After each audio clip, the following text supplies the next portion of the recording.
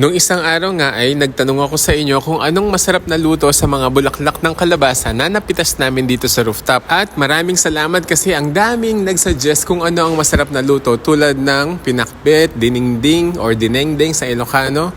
Pwede rin tempura at steam at ihalo daw sa ginisang balatong. At ang napili nga natin na suggestion ay mula kay Miss Lejani Rigo de Dios de la Cruz ng Manila. Igigisa lang natin sa kamatis at sibuyas na may talbos. Ang mga pinitas ko nga pala na bulaklak ay mga male flowers or lalaking bulaklak dahil hindi naman ito magtutuloy na maging bunga. Pero ganun pa man, nagtira pa rin ako ng ilang male flowers dahil importante sila para ma-pollinate ang mga female flowers. May separate video din pala kami na in-upload kung paano ang mag-manual pollinate ng mga female flowers lalo na kung wala o kaunti lang ang mga bubuyog sa inyong lugar tulad ng rooftop. Ang pag-aalis ng male flowers at mga lumang dahon ay nag-encourage din para mag-produce ng mas madaming female flowers ang ating mga tanim na kalabasa na kapag na-pollinate ng maayos ay siyang magiging ganap na mga bunga ng ating mga kalabasa.